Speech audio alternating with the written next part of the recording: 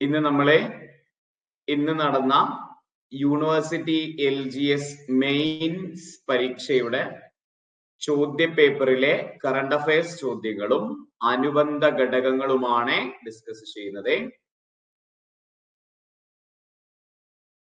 വളരെ സന്തോഷത്തോടു കൂടിയിട്ടാണ് ഇന്നത്തെ ക്ലാസ്സിലേക്ക് നമുക്ക് പ്രവേശിക്കാൻ സാധിക്കുക. എന്തെന്ന് വെച്ച് കഴിഞ്ഞാല് ജനുവരി 1-ാം തീയതി നമ്മൾ യൂണിവേഴ്സിറ്റി LGS എക്സാമിനെ ബേസ് ചെയ്തുകൊണ്ട് നമ്മളൊരു കോഴ്സ് ചെയ്തിരുന്നു. യൂണിവേഴ്സിറ്റി LGS എക്സാമിനെ ബേസ് ചെയ്തുകൊണ്ടും ബാക്കിയുള്ളവർക്കും ഉപകാരപ്പെടുന്ന രീതിയിൽ ഒരു ടോപ്പിക് വൈസ് കോഴ്സ് നമ്മൾ തുടങ്ങിയിരുന്നു. 1-ാം തീയതി നിങ്ങൾ ചിലരെങ്കിലും ഒക്കെ അത് അറിഞ്ഞിട്ടുണ്ടാവും. അപ്പൊ കുറച്ച് പിള്ളേരൊക്കെ നമ്മളെ ആ കോഴ്സിലേക്ക് ജോയിൻ ചെയ്തിരുന്നു. ഇന്നത്തെ പരീക്ഷ കഴിയുമ്പോൾ ഏകദേശം 20 കറണ്ട് അഫയേഴ്സിൽ നമ്മൾ എത്ര മാർക്ക് സ്കോർ ചെയ്തു? നിങ്ങളൊന്ന് കമന്റ് ചെയ്തേ. ഈ ക്ലാസ് കേൾക്കുന്ന ആ കോഴ്സിൽ ഉണ്ടായിരുന്ന ആളുകൾ കമന്റ് ചെയ്യുക. ഓൾമോസ്റ്റ് ഒരു 90% മാർക്ക് നമ്മളെ സ്കോർ ചെയ്തിട്ടുണ്ട്. ഓക്കെ, അതിലെ നമ്മുടെ ഈ പറയുന്ന കൂടി കറണ്ട് അഫയേഴ്സിൽ നമ്മൾ കൂട്ടുന്ന സമയത്ത് 20 ആണെങ്കിൽ ഏകദേശം 17-18ഓളം മാർക്കുകളെ നമുക്ക് സ്കോർ ചെയ്യാൻ വേണ്ടി സാധിച്ചിട്ടുണ്ട്. പിന്നെ ഒരു ചോദ്യം GK-യുമായിട്ട്, കലാമണ്ഡലത്തിന്റെ ഒരു ചോദ്യം GK-യുമായിട്ട് കണക്ട് ചെയ്ത് ചോദിച്ചിട്ടുണ്ടായിരുന്നു. അതും കൂടെ കൂട്ടാണെങ്കിലും 2 അല്ലെങ്കിൽ 3 ചോദ്യങ്ങളെ കിട്ടാത്തുള്ളൂ. ബാക്കി 16-17ഓളം ചോദ്യങ്ങളെ കറണ്ട് അഫയേഴ്സിന്റെ പക്കാ ചോദ്യങ്ങളെല്ലാം നമുക്ക് കിട്ടി. ഓക്കെ, GK-യുമായിട്ട് കണക്ട് ചെയ്തത് അതും 2 ചോദ്യങ്ങളെ നമ്മൾ ഇവിടെ ഇന്നത്തെ ക്ലാസ്സിൽ ഡിസ്കസ് ചെയ്യുന്നുണ്ട്. അപ്പൊ ഓൾമോസ്റ്റ് എല്ലാ ചോദ്യങ്ങളും ഈ ഒരു മാസത്തെ കോഴ്സിൽ തന്നെ നമ്മൾ എന്ത് ചെയ്തിട്ടുണ്ട്? പരിധിയിലാക്കിയിട്ടുണ്ട്. വലിയ ഡീപ്പായിട്ടൊന്നും പോയിട്ടില്ല. അത് നമുക്ക് അറിയായിരുന്നു. അതായത് യൂണിവേഴ്സിറ്റി LGS എന്ന് പറയുന്ന പരീക്ഷയുടെ ഒരു താളമുണ്ട്. ആ താളത്തിനനുസരിച്ചായിരിക്കും ചോദ്യം. ഓക്കെ, അത് പ്രതീക്ഷിച്ച് തന്നെയാണ് ഏരിയാസിനെ നമ്മൾ ഫോക്കസ് ചെയ്ത് പഠിച്ചതും ഇപ്പൊ നമ്മൾ വിജയിച്ചു. പക്ഷെ LDC പരീക്ഷയ്ക്ക് പഠിക്കുന്ന സമയത്ത് ഈ ഒരു താളം മാത്രം പോരാ.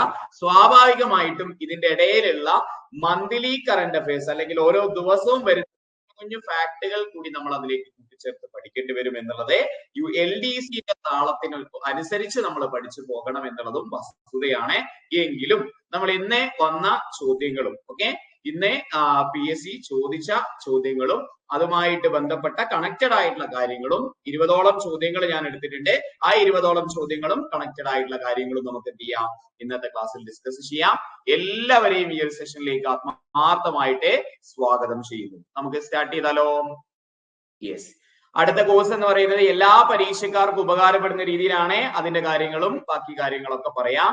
ഓക്കെ, സ്വാഭാവികമായിട്ടും ഈ ഒരു ലെവലിൽ ആയിരിക്കില്ല നമ്മൾ LDCയുടെ പഠനം. കുറച്ച് മാറ്റങ്ങൾ ഉണ്ടാവും. പക്ഷേ ഈ കോഴ്സിൽ എടുക്കുന്ന ടോപ്പിക് വൈസ് കറണ്ട് അഫയേഴ്സ് ഇപ്പൊ നമ്മൾ ചെയ്തുകൊണ്ടിരിക്കുന്ന ഒരുപാട് ടോപ്പിക്കുകൾ ഇതിന്റെ റെക്കോർഡഡ് ക്ലാസ് ആയിട്ട് പ്ലേലിസ്റ്റിൽ നിങ്ങൾക്ക് കാണാൻ പറ്റും അല്ലെ?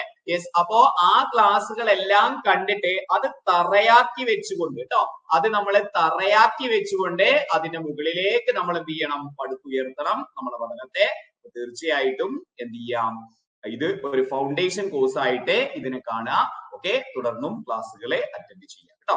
അപ്പൊ ഇന്ന് വന്ന ചോദ്യങ്ങളിലൂടെ കാണാത്ത ആളുകൾ ചിലപ്പോൾ ഉണ്ടായേക്കാം. ഇനി ചോദ്യങ്ങൾ മാത്രമല്ല, ഉത്തരങ്ങൾ മാത്രമല്ല, കണക്റ്റഡ് ആയിട്ടുള്ള കാര്യങ്ങൾ കൂടി നമ്മൾ ഡിസ്കസ് ചെയ്യുന്നുണ്ട്. അപ്പൊ തീർച്ചയായിട്ടും ഈ ക്ലാസ് നിങ്ങൾക്ക് ഉപകാരപ്പെടും. ഏത് പരീക്ഷയ്ക്ക് പോകുന്ന ആളുകൾക്കും ഈ ക്ലാസ് ഉപകാരപ്പെടും കേട്ടോ.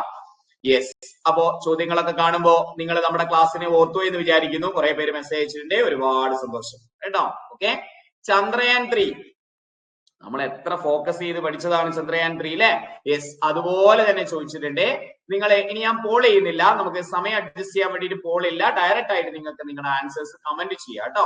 ഓക്കെ, ചന്ദ്രയാൻ 3യെ സംബന്ധിച്ച് ശരിയായ പ്രസ്താവനകൾ കണ്ടെത്തുക എന്നുള്ളതായിരുന്നു ഒന്നാമത്തെ ചോദ്യം.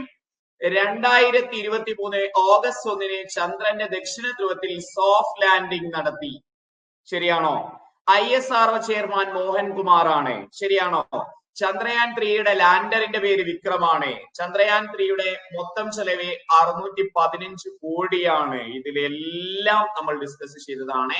ഇതിൽ 1, 3, 4 ശരിയായിട്ടുള്ളത്. നിങ്ങളുടെ ആൻസേഴ്സ് നിങ്ങൾക്ക് കമന്റ് ചെയ്യാം കേട്ടോ. 2023 ഓഗസ്റ്റ് 23 ചന്ദ്രന്റെ ദക്ഷിണ ധ്രുവത്തിൽ സോഫ്റ്റ് ലാൻഡിംഗ് ചെയ്തു. ശരിയാണ് അല്ലെ? ISRO ചെയർമാൻ ആരാണ്? നമ്മൾ ഇന്നലെയും കൂടെ രാത്രി പറഞ്ഞതാണ്. 10ാമത്തെ ISRO ചെയർമാൻ ആണ്. 5ാമത്തെ മലയാളിയാണ്.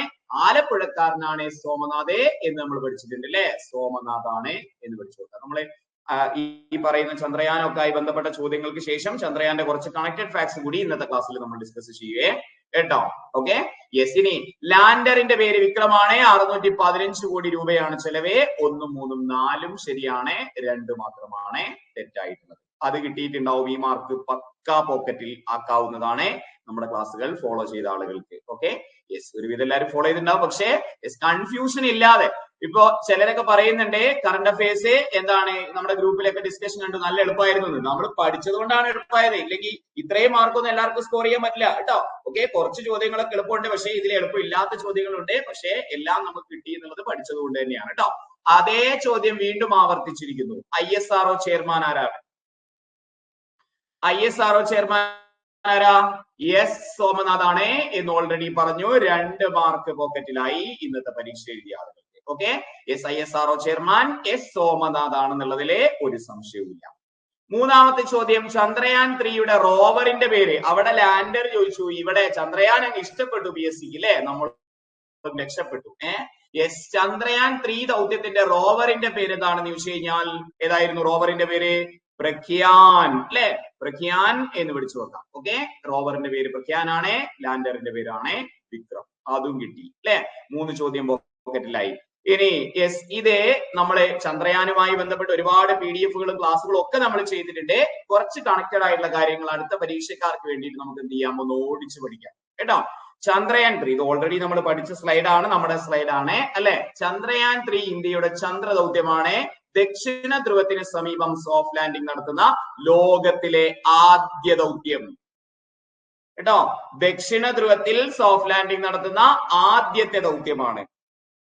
വിക്ഷേപിച്ചത് 2023 ജൂലൈ 14-നാണ്.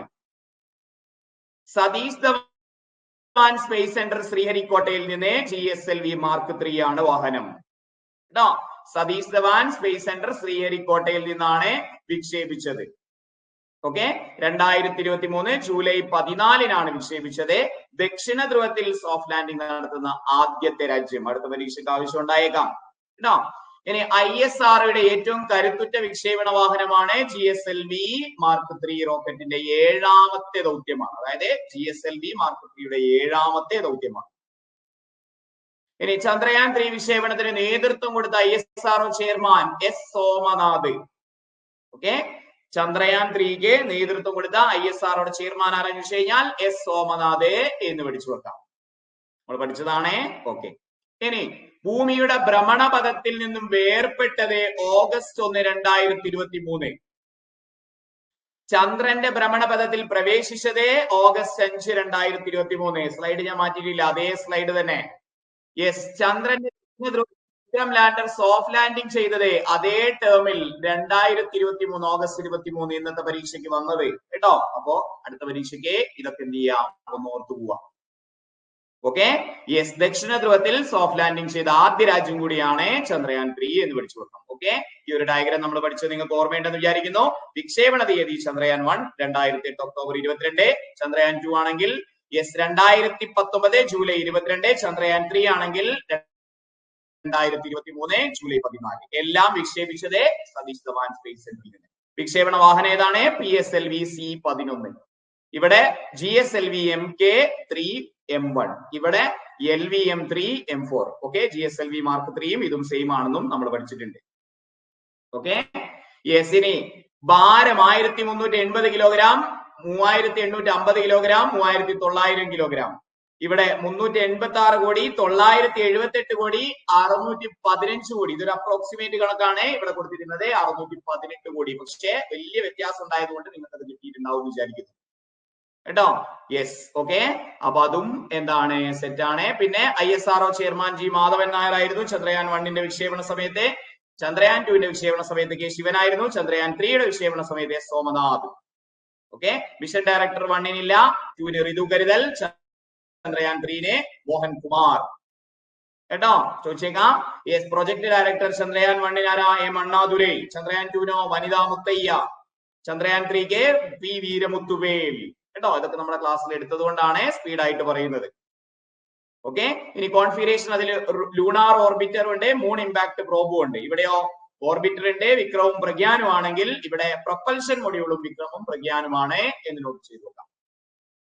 ഇനി സോഫ്റ്റ് ലാൻഡിംഗ് ചെയ്യാൻ ഉദ്ദേശിച്ച സ്ഥലം ജവഹർ പോയിന്റ്, ഇവിടെ തിരങ്ക, ഇവിടെ സോഫ്റ്റ് ലാൻഡിംഗ് ചെയ്തത് ശിവശക്തി എന്ന് നോട്ട് ചെയ്തു നോക്കാം. പേലോഡ് ചന്ദ്രയാൻ 1ന് 11 ആയിരുന്നു, ചന്ദ്രയാൻ 2ന് 14 ചന്ദ്രയാൻ 3ക്ക് 7 പേലോഡാണ് എന്ന പോയിന്റും ഓർത്ത് വെക്കാം കേട്ടോ. യെസ്, അപ്പൊ ഇതിൽ നിന്നുള്ള ചോദ്യങ്ങളൊക്കെ നിങ്ങൾക്ക് കിട്ടിയെന്ന് വിചാരിക്കുന്നു മക്കളെ. കിട്ടിയില്ലേ?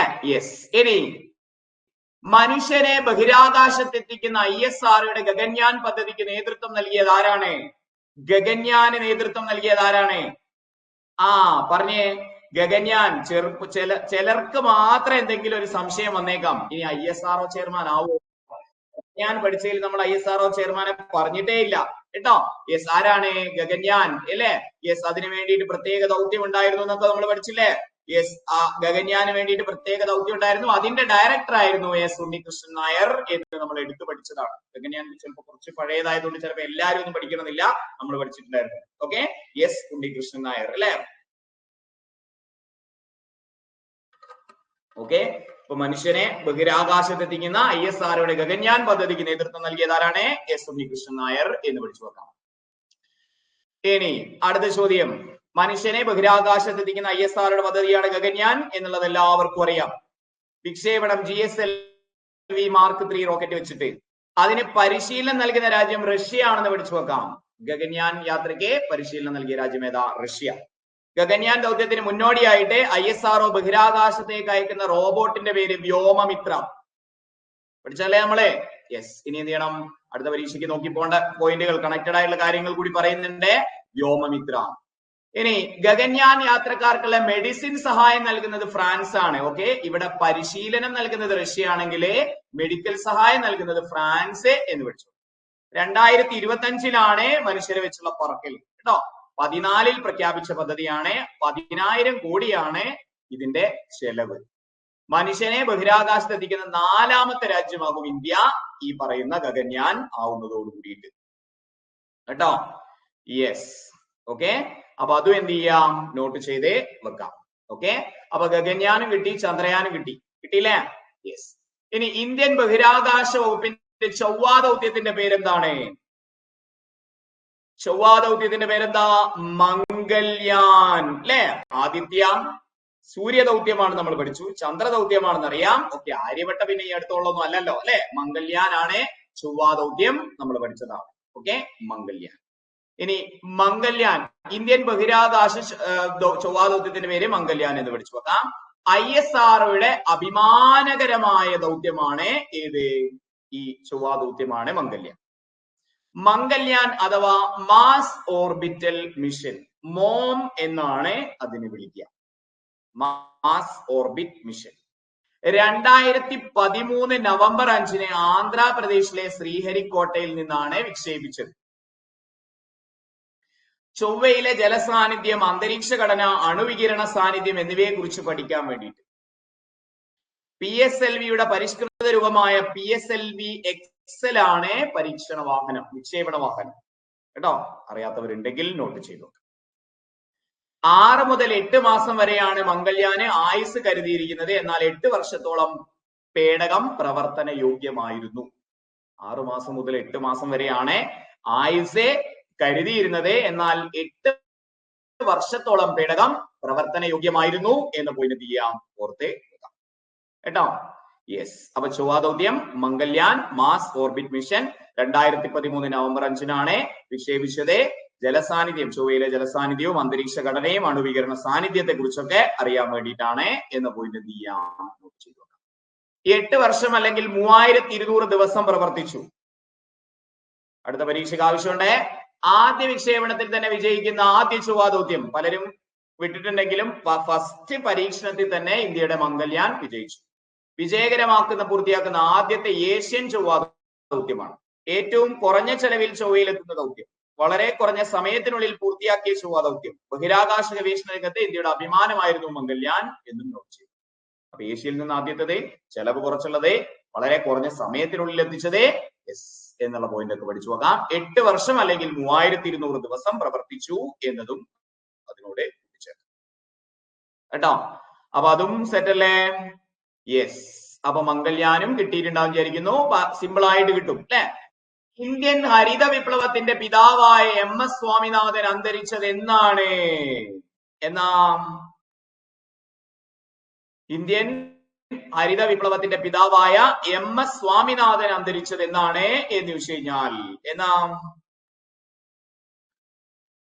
യെസ്,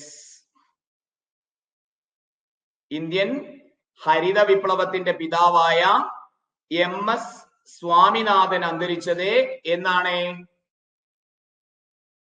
2023 സെപ്റ്റംബർ 28 എന്ന പോയിന്റ് എന്ത് ചെയ്യാം? നോട്ട് ചെയ്തു വെക്കാം കേട്ടോ. ഹരിത വിപ്ലവത്തിന്റെ പിതാവായ MS സ്വാമിനാഥൻ അന്തരിച്ചത് 2023 സെപ്റ്റംബർ 28 എന്ന് പഠിച്ചു വെക്കാം. Okay, yes, September 28 okay, option A ആണ് ആൻസർ. മുഴുവൻ പേര് മാങ്കൊമ്പ് സാംബശിവൻ സ്വാമിനാഥൻ ഇന്ത്യൻ ഹരിത വിപ്ലവത്തിന്റെ പിതാവാണ്. MS സ്വാമിനാഥൻ വികസിപ്പിച്ച ഗോതമ്പിന്റെ ഇനമാണ് Sabarmati Sonora. Indian council of food and agriculture ഏർപ്പെടുത്തിയ ആദ്യത്തെ വേൾഡ് അഗ്രികൾച്ചർ സമ്മാനം 2018 ഒക്ടോബറിൽ അദ്ദേഹത്തിന് ലഭിച്ചിട്ടുണ്ട്. കണക്ട് ചെയ്ത് വെക്കാം കേട്ടോ. ബയോളജിക്കൽ സയൻസിലെ സമഗ്ര സംഭാവനകൾക്കുള്ള ശാന്തി സ്വരൂപ് ഭട്നഗർ പുരസ്കാരം 1961 ലഭിച്ചിട്ടുണ്ട്. അദ്ദേഹത്തെ കുറിച്ച് കുറച്ച് കാര്യങ്ങളും കൂടെ പഠിക്കാം. അടുത്ത പരീക്ഷയ്ക്ക് സ്റ്റേറ്റ്മെന്റ് ആയിട്ട് ചോദിച്ചാലോ കേട്ടോ. ഓക്കെ, യെസ്, മുഴുവൻ പേരെന്താണ്? മാങ്കൊമ്പ് സാംബശിവൻ സ്വാമിനാഥൻ. Okay, yes. ഇനി ഇന്ത്യൻ ഹരിത വിപ്ലവത്തിന്റെ പിതാവാണ് MS സ്വാമിനാഥൻ വികസിപ്പിച്ചത് സബർമതി സോണോറ എന്ന് നോട്ട് ചെയ്തു വെക്കാം. ഓക്കെ, ഈ 2 അവാർഡുകൾ കിട്ടിയിട്ടുണ്ട് എന്ന പോയിന്റ് എന്ത് ചെയ്യാം? പഠിച്ച് വെക്കാം കേട്ടോ. 67 പത്മശ്രീ അദ്ദേഹത്തിന് ലഭിച്ചിട്ടുണ്ട്. 71 മക്സസെ അവാർഡ് ലഭിച്ചിട്ടുണ്ട്.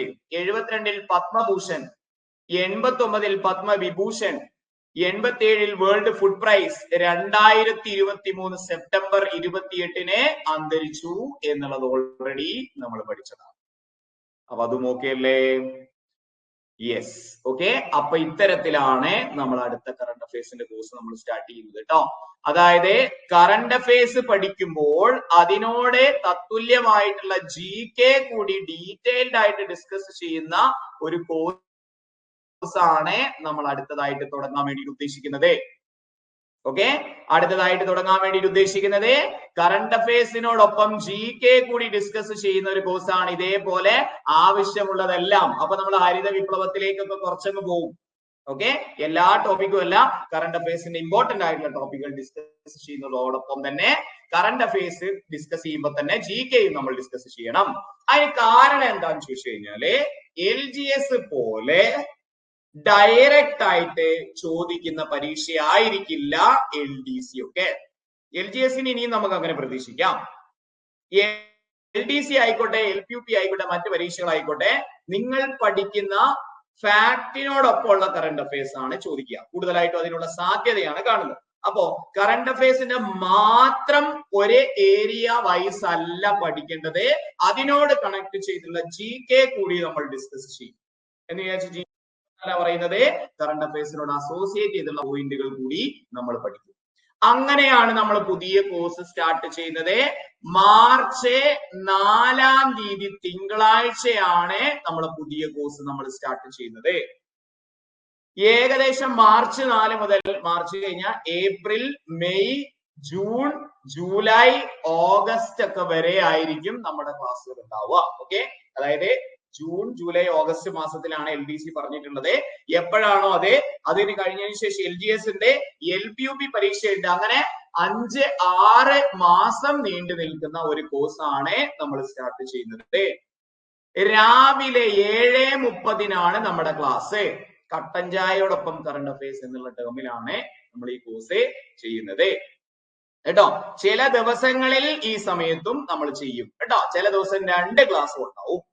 ഓക്കെ, രാവിലെ 7:30 മോസ്റ്റ്ലി നമ്മൾ ചെയ്യുക. ചില ദിവസങ്ങളിൽ നമുക്ക് രാത്രി 8 മണിക്കും ചെയ്യാം. ഓക്കെ, അടുത്ത മാസം 4 മുതലാണ് സ്റ്റാർട്ട് ചെയ്യുന്നത്. ഫീസ് ഇപ്പോൾ ഈ പറയുന്ന GK അടക്കം നമ്മൾ ഫിക്സ് ചെയ്തിട്ടുള്ളത് 499 രൂപയാണ് ഈ 6 മാസത്തെ കോഴ്സിന്റെ ഫീസ് കേട്ടോ. അപ്പൊ സ്പോർട്സിന് വേണ്ടി വേറെ ക്ലാസ് ഇല്ല, കലാസാഹിത്യത്തിന് വേണ്ടി വേറെ ക്ലാസ് ഇല്ല, പിന്നെ ജോഗ്രഫിക്ക് വേണ്ടിയിട്ട് ഈ പറയുന്നതിന് വേണ്ടിയിട്ട് വേറെ ക്ലാസ് ഇല്ല. എല്ലാം ഈ പറയുന്ന കറണ്ട് അഫയേഴ്സ് റിലേറ്റഡ് ആയിട്ടുള്ള കാര്യങ്ങൾ കൂടി കൂട്ടിച്ചേർത്തുകൊണ്ടാണ് നമ്മൾ ഈ കോഴ്സ് തരുന്നത്. അതിൽ എൻറ്റയർ കാര്യങ്ങൾ വരും കേട്ടോ. അതായത് നോക്കിയേ നിങ്ങള്, ഓരോ ആഴ്ചയിലും വരുന്ന തൊഴിൽ വാർത്തകളെ ഇവിടെ കണ്ട നിങ്ങളെ, നമ്മൾ ഓരോ ആഴ്ചയിലും വരുന്ന PSC ബുള്ളറ്റിനും തൊഴിൽ വാർത്തയും തൊഴിൽ രീതിയും ഒക്കെ ഇങ്ങനെ വാങ്ങിക്കൊണ്ടിരിക്കുകയാണ്. ഇതിലുള്ള എല്ലാ കാര്യങ്ങളും ആ കോഴ്സിൽ വരും. ഓക്കെ, ഒപ്പം തന്നെ ഈ പറയുന്ന പിന്നെ PSC ബുള്ളറ്റിനിലുള്ള കാര്യങ്ങൾ, പത്രത്തിലുള്ള കാര്യങ്ങൾ, അതുപോലെ തന്നെ ഒരുപാട് വെബ്സൈറ്റുകൾ ഉണ്ട്, അതിൽ നിന്നുള്ള കാര്യങ്ങൾ, അങ്ങനെ കംപ്ലീറ്റ് ആയിട്ടുള്ള ഒരു കോഴ്സ് ആയിട്ടാണ് ഈ 6 മാസത്തെ കോഴ്സ് നമ്മൾ പ്ലാൻ ചെയ്യുന്നത് കേട്ടോ. Okay, yes. അപ്പോ താല്പര്യമുള്ള ആളുകൾക്ക് അഡ്മിഷൻ എടുത്തു തുടങ്ങാം. 7510116655 കേട്ടോ. ഓക്കെ, പതിയെ എടുത്താൽ മതി, ഈ കോഴ്സ് ഒക്കെ കഴിയുമ്പോഴത്തേക്ക് എടുത്താൽ മതി കേട്ടോ. ഓക്കെ, മാർച്ച് 4-നാണ് ക്ലാസ് തുടങ്ങുന്നത്. 7510116655 എന്ന് പറയുന്ന ഓഫീസ് നമ്പറിൽ വിളിക്കാം കേട്ടോ. അപ്പോ കറണ്ട് അഫയേഴ്സ് എന്ന് പറഞ്ഞാൽ നിങ്ങൾക്ക് അറിയാലോ, എല്ലാ ഏരിയയും വരും. അപ്പോ അതിൽ ഇമ്പോർട്ടന്റ് ആയിട്ടുള്ള എക്സാം ഓറിയന്റഡ് ആയിട്ടുള്ള GK കൂടി കവർ ചെയ്യുന്ന ടോട്ടൽ കോഴ്സ് ആയിട്ടാണ് നമ്മൾ ഇതിനെ അവതരിപ്പിക്കുന്നത്. തീർച്ചയായിട്ടും അതിന്റെ കൂട്ടത്തിൽ ഇപ്പൊ ഞാൻ പറയുന്നില്ല എന്നേ ഉള്ളൂ, ക്വസ്റ്റ്യൻ പേപ്പർ അനാലിസിസ് ഒരു 100ഓളം 21, 22, 23 ക്വസ്റ്റ്യൻ പേപ്പർ അനാലിസിസ് നമ്മൾ ചെയ്യും. അങ്ങനെ ഒരുപാട് കാര്യങ്ങൾ ഈ കോഴ്സിൽ നമ്മൾ ചെയ്യുന്നുണ്ട്. ആ കോഴ്സാണ് നമ്മൾ പറഞ്ഞത് മാക്സിമം ഓക്കെ കഴിവിന്റെ പരമാവധി സെലക്റ്റീവ് ആയിട്ടുള്ള ക്രിസ്പ് ആയിട്ടുള്ള പഠനമാണ് നമ്മൾ മുന്നോട്ട് കൊണ്ടുപോകുന്നത് കേട്ടോ. അതിന്റെ ഇടയില് മോട്ടിവേഷൻ ക്ലാസ്സുകൾ ഉണ്ടാവും, അതായത് എക്സ്പേർട്ടുകൾ സംസാരിക്കുന്ന മോട്ടിവേഷൻ ക്ലാസ്സുകൾ ഉണ്ടാവും. ഇതെല്ലാം കൂടിയാണ് ഈ പറയുന്ന ഒരു എമൗണ്ടിൽ പറഞ്ഞത് കേട്ടോ. ഓക്കെ, ബാക്കി ഡീറ്റെയിൽസ് പിന്നെ പറയാം. ഓക്കെ, 2024 G20 ഉച്ചകോടി നടക്കുന്ന രാജ്യം ഏതാണ്? 24 G20.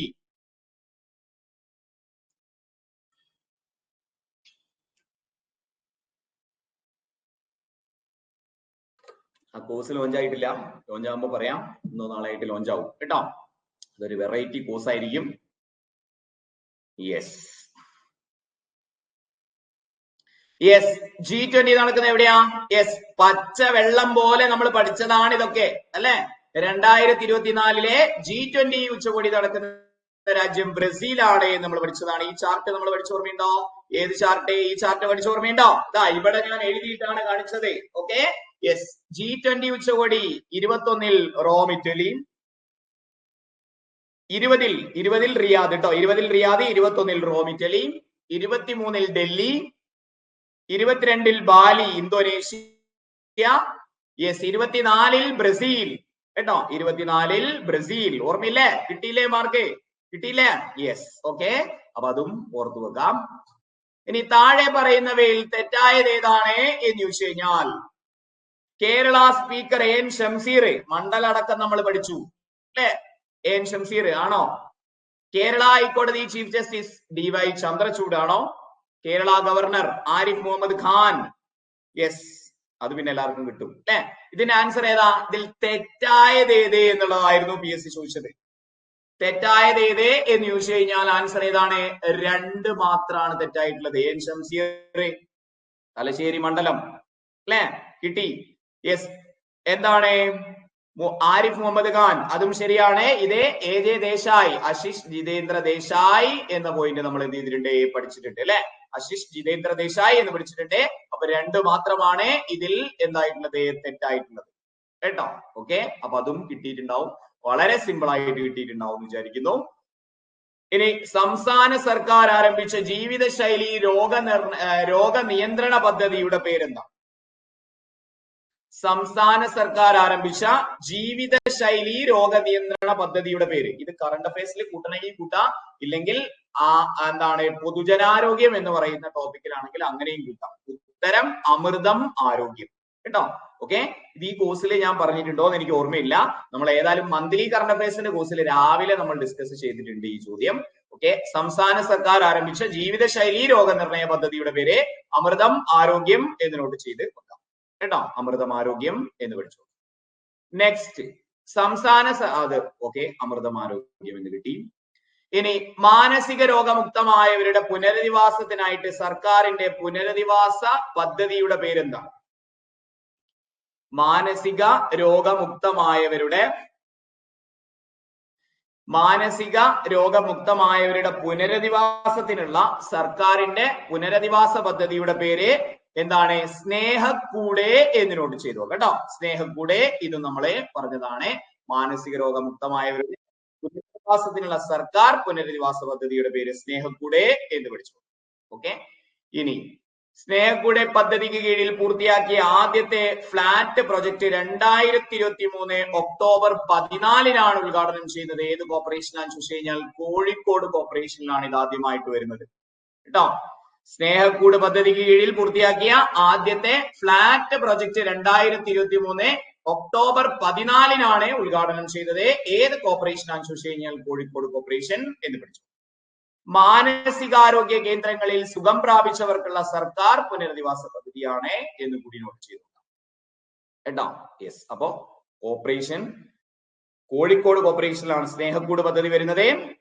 അതിന്റെ ആദ്യത്തെ ഫ്ലാറ്റ് എന്താണ്? പുനരധിവാസ പദ്ധതിയാണല്ലോ അല്ലെ. യെസ്. മാനസിക രോഗമുക്തമായവരുടെ പുനരധിവാസത്തിനായിട്ടുള്ള സർക്കാരിന്റെ പുനരധിവാസ പദ്ധതിയാണ് സ്നേഹക്കൂട്. കോഴിക്കോട് കോർപ്പറേഷനിലാണ് ആദ്യം വന്നത് എന്ന് പഠിച്ചു. ഓക്കെ. കേരളത്തിലെ ആദ്യത്തെ സമ്പൂർണ്ണ ഡിജിറ്റൽ ജില്ല പഠിച്ചല്ലേ? യെസ്. ആദ്യത്തെ എന്ന് പറയുന്ന ടോപ്പിക്കിൽ നമ്മൾ പഠിച്ചതാണ് തൃശൂർ. കേരളത്തിലെ ആദ്യത്തെ സമ്പൂർണ്ണ ഡിജിറ്റൽ ജില്ല ഏതാണ്? തൃശൂർ. ഓക്കെ. യെസ്. ഇനി നെക്സ്റ്റ് കേരള ഹൈക്കോടതി ചീഫ് ജസ്റ്റിസ് വീണ്ടും PSC വട്ടായോ? കേരള ഹൈക്കോടതി ചീഫ് ജസ്റ്റിസ് ആരാണ്? ആശിഷ് ജിതേന്ദ്ര ദേശായി. നമ്മൾ പഠിച്ചല്ലേ? കേരള ഹൈക്കോടതി ചീഫ് ജസ്റ്റിസ് ആരാണ്? ആശിഷ് ജിതേന്ദ്ര ദേശായി എന്ന് പഠിച്ചു നോക്കാം. ഓക്കെ. അതും കിട്ടി. 38ാമത് കേരള ഹൈക്കോടതി ചീഫ് ജസ്റ്റിസ് ആയിരുന്നു ആശിഷ് ജിതേന്ദ്ര ദേശായി.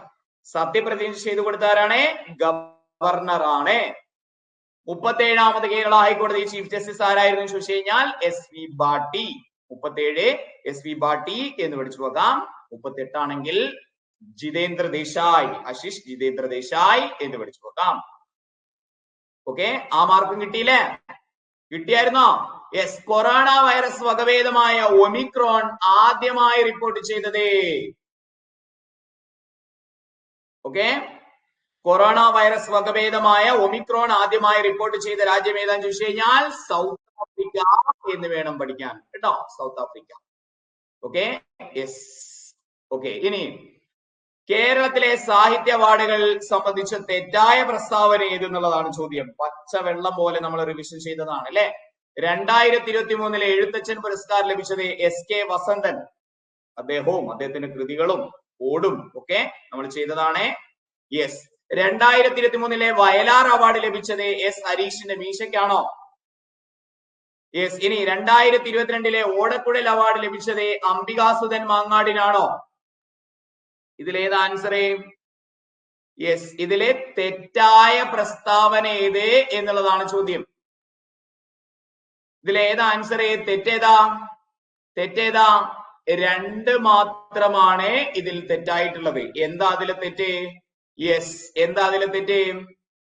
യെസ്. വയലാർ അവാർഡ് 2023 ലഭിച്ചത് ശ്രീകുമാരൻ തമ്പിക്കാണ് അല്ലെ. യെസ്. ഇതൊക്കെ നമ്മൾ പഠിച്ചതല്ലേ. എഴുത്തച്ഛൻ പുരസ്കാരം 2023 SK വസന്തൻ, 22 A സേതുമാധവൻ, 21 വത്സല, 20 പോൾ സക്കറിയ.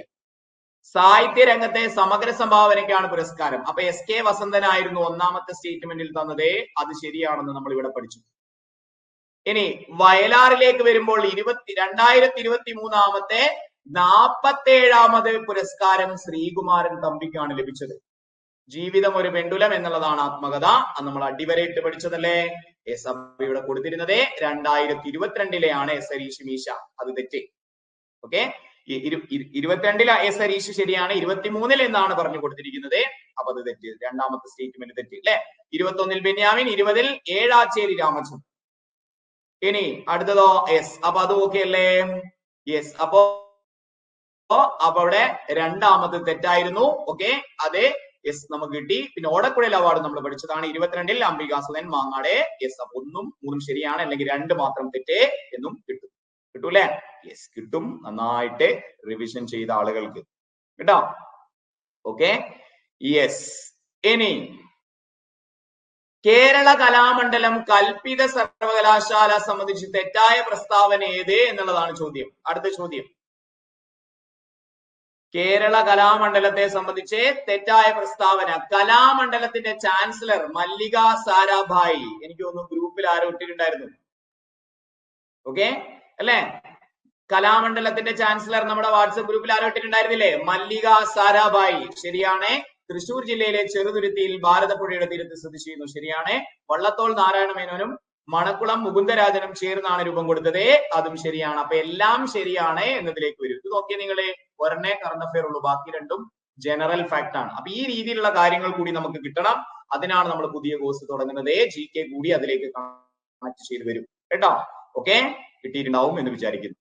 ഐക്യരാഷ്ട്രസഭയിൽ ഇന്ത്യയുടെ സ്ഥിരം പ്രതിനിധിയായി നിയമിതനായത് ആരാണ്? ഈ ചോദ്യത്തിലാണ് കുറെ പേർക്ക് കൺഫ്യൂഷൻ അടിച്ചായിരുന്നോ?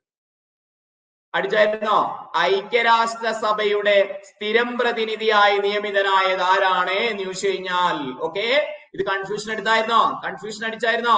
യെസ്, കൺഫ്യൂഷൻ അടിച്ചോ? യെസ്, ഇത് നമ്മുടെ കോഴ്സ്. ഓക്കെ, ഇത് നമ്മുടെ കറണ്ട് അഫയേഴ്സിന്റെ കോഴ്സ്. ഓക്കെ, കാണുന്നുണ്ടോ നിങ്ങളെ? ഇത് നമ്മുടെ കണ്ടന്റ് കാണുന്നുണ്ടോ നിങ്ങളെ? യെസ്, ഇത് കണ്ടന്റ് എടുത്തു കഴിഞ്ഞാല് എവിടെ PDF എടുക്കുക. PDF എടുത്തോ? PDF എടുത്തിട്ട് യെസ്, നമ്മളൊരു PDF നമ്മൾ ക്ലാസ്സിൽ എടുത്തതാണ് അല്ലെ? ക്ലാസ്സിൽ എടുത്തോ അതോ തന്നതാണോ എനിക്ക് ഓർമ്മയില്ല. യെസ്, ക്ലാസ്സിൽ എടുത്തു എന്നാണ് എന്റെ ഒരു ഓർമ്മ. നിയമനങ്ങൾ എടുക്കുക. നിയമനങ്ങൾ എടുത്തു കഴിഞ്ഞാൽ ഇതുപോലെ ഇത്രയും PDF, ഇത്രയും ക്ലാസ്സുകൾ നമ്മൾ ചെയ്തിട്ടുണ്ട്. യെസ്, ഇത് കണ്ടോ? ഇന്ത്യയുടെ ജനീവയിലേക്കുള്ള ജനീവയിലേക്കുള്ള, ഇത് കൃത്യമായി പഠിച്ചവർക്ക് കൺഫ്യൂഷൻ ഇല്ല. ഉണ്ടോ? കൃത്യമായി പഠിച്ചവർക്ക് കൺഫ്യൂഷൻ ഉണ്ടോ? ജനീവയിലേക്കുള്ള UN ambassador or permanent residence, രണ്ടും സെയിം ആണ് കേട്ടോ. ജനീവയിലേക്കുള്ള UN അംബാസിഡർ ആണ് അരിന്ദം ബാഗ്ചി.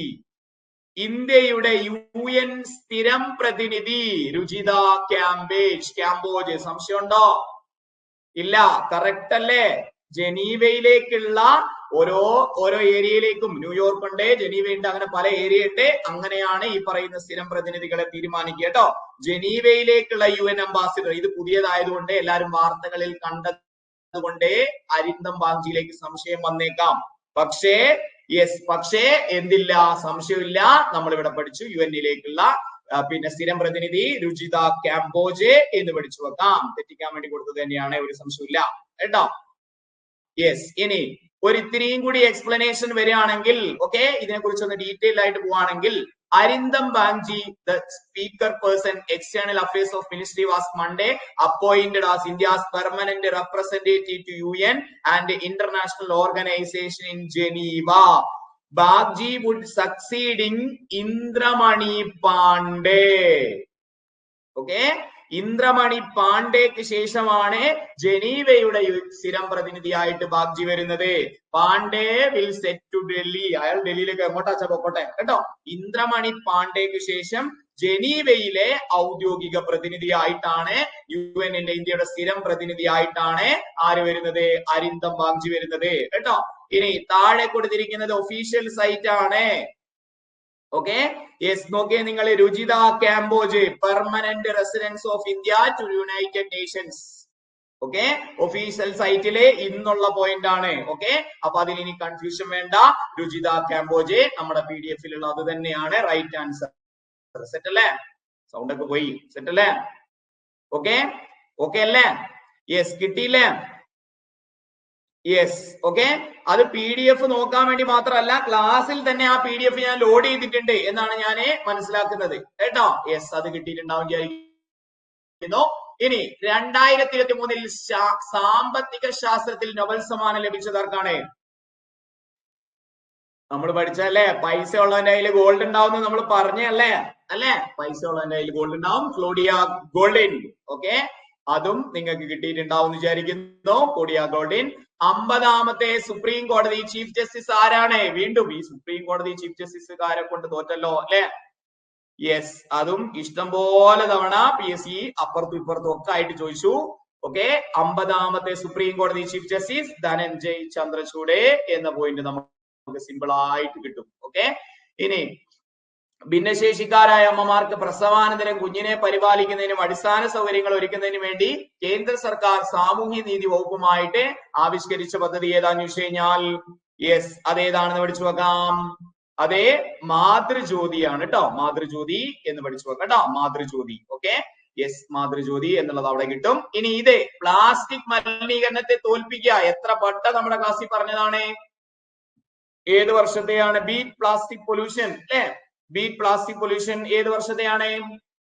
റീസെന്റ് ആണ് അല്ലെ? 2023 പ്ലാസ്റ്റിക് മലിനീകരണത്തെ തോൽപ്പിക്കുക, ബീറ്റ് പ്ലാസ്റ്റിക് പൊല്യൂഷൻ എന്നും നമ്മളെ ക്ലാസ്സിൽ ഡിസ്കസ് ചെയ്തതാണ്. ഓപ്ഷൻ ഡി ആണ് അതിന്റെ ആൻസർ. Okay, yes. അപ്പോ 199 രൂപ കൊടുത്തിട്ട് ഒരു മാസത്തെ കോഴ്സിന് ജോയിൻ ചെയ്ത കുറെ അധികം ആളുകൾ നമ്മുടെ ക്ലാസ് കാണുന്നുണ്ട്. നിങ്ങൾ സാറ്റിസ്ഫൈഡ് ആണോ? ഓക്കെ, 199 രൂപയായിരുന്നു നമ്മുടെ 2 മാസത്തെ കോഴ്സിന് കേട്ടോ. ഇനി കുറച്ച് ദിവസം കൂടെ ക്ലാസ് ഉണ്ട്. ബാക്കി എക്സാമുകാർക്ക് വേണ്ടിയിട്ട് കുറച്ച് ദിവസം കൂടി ക്ലാസ് ഉണ്ട്. അപ്പൊ അതിൽ നിങ്ങൾ സാറ്റിസ്ഫൈഡ് ആണോ? യെസ്, അങ്ങനെയാണെങ്കിൽ ഓക്കെ, സാറ്റിസ്ഫൈഡ് ആണെങ്കിൽ ഇതിനകത്തെ ഈ പറയുന്ന ആരോഗ്യ മേഖലയിലെ പദ്ധതിയിലെ ഒന്നോ രണ്ടോ എണ്ണം അല്ലാത്തതൊക്കെ നമ്മുടെ ക്ലാസ്സിൽ എടുത്തതാണ്. അത് പിന്നെ കറണ്ട് അഫയേഴ്സിലും കൂട്ടാം, അല്ലാത്തയും കൂട്ടാം കേട്ടോ. യെസ്, അപ്പോ തീർച്ചയായിട്ടും ഉപകാരം ഉണ്ടായി എന്നാണ് ഞാൻ മനസ്സിലാക്കുന്നത്. ഇതുപോലെ വളരെ ഡീറ്റെയിൽഡ് ആയിട്ട് GK കൂടി ഇന്റഗ്രേറ്റ് ചെയ്ത് സ്പോർട്സും കലയും സാഹിത്യവും കേരള ഭരണത്തിലെ പോയിന്റുകളും ഓക്കെ, ജോഗ്രഫിയിൽ വന്ന കാര്യങ്ങൾ പഠിക്കുമ്പോൾ നമ്മളെ വന്യജീവിയിൽ വന്ന വന്യജീവി സങ്കേതങ്ങളും ചുരങ്ങളും അങ്ങനെ GK കണക്റ്റഡ് ആയിട്ടുള്ള കറണ്ട് അഫയേഴ്സിന്റെ ഒരു എൻറ്റയർ കോഴ്സ് ആണ് നമ്മൾ ആരംഭിക്കുന്നതായിട്ട് നേരത്തെ നമ്മൾ പറഞ്ഞത്. തീർച്ചയായിട്ടും അതിന്റെ റിസൾട്ട് നിങ്ങൾക്കുണ്ടാവും. Okay, yes. അതിന്റെ എല്ലാം കൂടി ഫീസ്, അതായത് എനിക്ക് എന്തൊക്കെ ചെയ്യാൻ പറ്റുമോ LDC LGS LPUP പരീക്ഷയ്ക്ക് എനിക്ക് എന്തൊക്കെ ചെയ്യാൻ പറ്റുമോ അതൊക്കെ ഞാൻ ഈ കോഴ്സിൽ ചെയ്യും. മാർച്ച് 4 ആരംഭിക്കുന്നു നമ്മുടെ പുതിയ കോഴ്സ് കേട്ടോ. ഓക്കെ, 499 രൂപ ഫീസ്. കൂടുതലൊന്നും ഇല്ലല്ലോ, കുറവല്ലേ? യെസ്, അതാ കോഴ്സ് കഴിയുമ്പോ പരീക്ഷയുടെ അന്നേ നിങ്ങൾ പറയണം.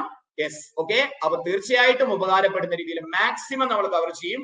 ഒരു പോയിന്റ് പോലും വിടാതെ എന്ന് ഞാൻ പറയുന്നില്ല, മാക്സിമം നമ്മൾ കവർ ചെയ്യും കേട്ടോ. യെസ്, നമ്മളിപ്പോ 1000 ഫാക്ട് പഠിച്ചിട്ട് അതിനകത്ത് അതില്ലാത്തൊരു ചോദ്യം വേണമെങ്കിൽ PSCക്ക് അങ്ങനെയുള്ള ചോദ്യങ്ങൾ നമ്മൾ എന്ത് ചെയ്യും? അത് 998 നമ്മൾ ഇന്റഗ്രേറ്റ് ചെയ്ത് പഠിക്കും കേട്ടോ.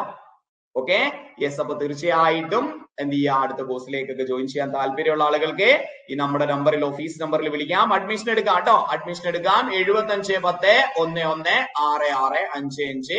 വളരെ സന്തോഷം തോന്നുന്നു. ഓക്കെ, കാരണം ഇന്ന് പരീക്ഷയ്ക്ക് ശേഷം ഒരുപാട് കുട്ടികളാണ് വളരെ പോസിറ്റീവായിട്ട് വിളിച്ചിട്ടുള്ളത്. അതിൽ ഒരുപാട് സന്തോഷം തോന്നുന്നു.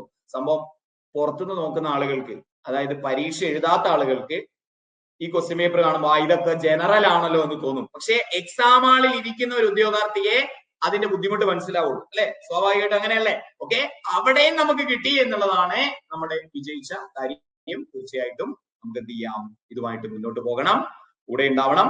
ഈ കോഴ്സിൽ ഇപ്പൊ നിലവിലുള്ള നമ്മുടെ കോഴ്സിൽ ഫെബ്രുവരി 29 വരെ ക്ലാസ്സുകൾ ഉണ്ടാവും. മാർച്ച് 4 നമ്മൾ ഈ കോഴ്സ് സ്റ്റാർട്ട് ചെയ്യുന്നത് കേട്ടോ. Yes, okay, yes. അപ്പോ എല്ലാവർക്കും ജോലി എത്രയും പെട്ടെന്ന് 2024 അസ്തമിക്കുമ്പോൾ ഡിസംബർ 31 നാളെ ന്യൂ ഇയർ ആടാ, നാളെ ന്യൂ ഇയർ അടി എന്ന് പറഞ്ഞ് ആഘോഷിക്കുന്ന സമയത്ത് നമ്മുടെ കയ്യിൽ ഒരു അപ്പോയിന്റ്മെന്റ് ഉണ്ടാവണം, അല്ലെങ്കിൽ നമ്മുടെ കയ്യിൽ, നമ്മുടെ കഴുത്തിൽ ആ ടാഗ് ഉണ്ടാവണം. അതിന് വേണ്ടിയിട്ടാണല്ലോ നമ്മൾ ഇങ്ങനെ കഷ്ടപ്പെടുന്നത്. തീർച്ചയായിട്ടും പച്ചവെള്ളം PSC നിങ്ങളോടൊപ്പം ഉണ്ടാവും. നമുക്ക് ഒരുമിച്ച് പഠിക്കാം. തീർച്ചയായിട്ടും ഇത് പ്രാക്ടീസ് ചെയ്യാനുള്ള പലവിധ മാർഗങ്ങളുമായിട്ട് ഓക്കെ പഠിക്കുന്നുണ്ട് സാർ, പക്ഷേ ഒപ്പം എത്താൻ പറ്റുന്നില്ല, മറന്നു പോകുന്നു, ടെൻഷൻ കാരണം മറന്നു പോകുന്നു, എക്സാം ഹാളിലെ മാനേജ് ചെയ്യാൻ പറ്റുന്നില്ല. ഇങ്ങനെ സൈക്കോളജിക്കൽ ആയിട്ടുള്ള അപ്രോച്ചോട് കൂടി സൊല്യൂഷൻ ഈ പറയുന്ന 499 രൂപയുടെ കോഴ്സിൽ ഉണ്ടാവും കേട്ടോ. അപ്പൊ തീർച്ചയായിട്ടും മോട്ടിവേഷൻ ക്ലാസ്സുകൾ, അത് ഞാനിങ്ങനെ വെറുതെ പറയുന്ന മോട്ടിവേഷൻ അല്ല, ഇത് പഠിച്ച ആളുകൾ നിങ്ങളോട് സംസാരിക്കും ഇതിന്റെ ഇടയിൽ, ഈ 6 മാസത്തിന്റെ ഇടയിൽ കേട്ടോ. ഞാൻ നിങ്ങളുടെ അടുത്ത് വാക്ക് തന്നതാണ്. യെസ്, ഈ പരീക്ഷയുടെ തൊട്ടടുത്തായിട്ട് ഈ കോഴ്സിൽ നമുക്ക് ചെയ്യാൻ പറ്റില്ല, കാരണം അത് അങ്ങനെ ഒറ്റയടിക്ക് അങ്ങനെ ചെയ്യേണ്ട കാര്യമല്ല, ലോങ് ടേം പ്രോസസ് ആണ്. അതും നമ്മൾ ഈ കോഴ്സിനോട് കൂടി ഇന്റഗ്രേറ്റ് ചെയ്യും കേട്ടോ. Okay, yes. അപ്പോ എല്ലാവർക്കും അടുത്ത ഇനി അങ്ങോട്ട് എക്സാം എഴുതുന്ന എല്ലാവർക്കും ഭാവിയിലെ വളരെ പെട്ടെന്ന് തന്നെ അവൻ ആഗ്രഹിക്കുന്ന സ്വപ്ന ജോലിയിലേക്ക് എത്താൻ സാധിക്കട്ടെ. എത്രയും പെട്ടെന്ന് നിങ്ങളുടെ വീട്ടിലേക്ക് എത്തട്ടെ. അവിടെ പോയി വാങ്ങിയാലും കുഴപ്പമില്ല. യെസ്, നമുക്ക് ജോലി കിട്ടട്ടെ കേട്ടോ.